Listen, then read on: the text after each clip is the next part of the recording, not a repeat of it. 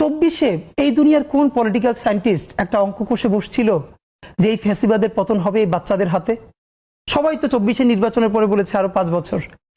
কি ভীষণ ইমোশন থাকলে, সেদিনকে আমার সাথে একটা বাচ্চার দেখা হয়েছে, তার বাবা আমাদের সাথে দেখা করতে এসেছে, যে ও প্রথম দিন নামছে, ও 9-এ পড়ে, সারা জীবন গেম ছাড়া কিছু খেলে নাই, বন্ধুদের সাথেও আড্ডা দেয় না, কিন্তু এই রক্ত দেখে সে নামছিল। তার বাবা মা মনে করছে ও খুব খারাপ করে ফেলবে। পরের দিন রাত্রিরে ওরে দুধের সাথে ঘুমের ওষুধ খাওয়াই দিয়ে ওর ঘুম পাড়াই রাখছে।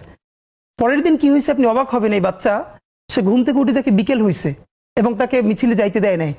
সে বাসায় বটি নিয়ে তারপরে বাপ মারে ধরছে, আমার উঠাও নাই কেন, সেই বটি নিয়ে তার বাবা তার সাথে রাস্তায় নামছে।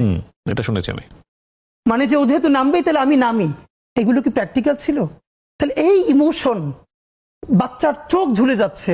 এখন পর্যন্ত বেওয়ারিশ কতগুলো লাশ আমরা শনাক্ত করতে পারি নাই। মানে আমি জানি যে আমরা এক সময় সঙ্গীহীন হয়ে যাব, আমাদের সাথে কেউ থাকবে না, আমরা সবাইকে হারাই ফেলবো, কিন্তু এতগুলো মানুষের জীবন চিরতরে অন্ধ পঙ্গু।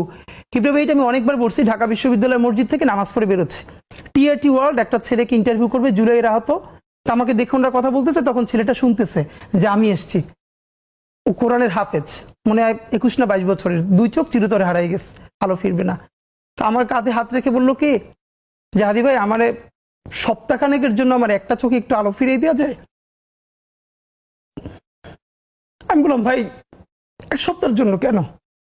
বললো ভাই অন্তত আমার মারে আমার খুব একবার দেখতে মন চাই। আমার মা আমার অনেক নিষেধ করছিল অন্তরণে যাইতে, আমি ফিরে আসার সময় মারে দেখি নাই, আমার একটাবার মন চায় আমার মারে দেখি। তো যারা হাজার হাজার কোটি টাকা পাচার করে বিদেশ চলে গেছে,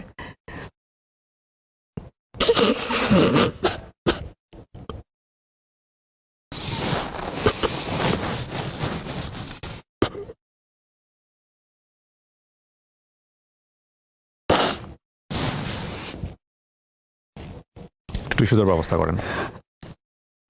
সরি ভাই। Please take your time.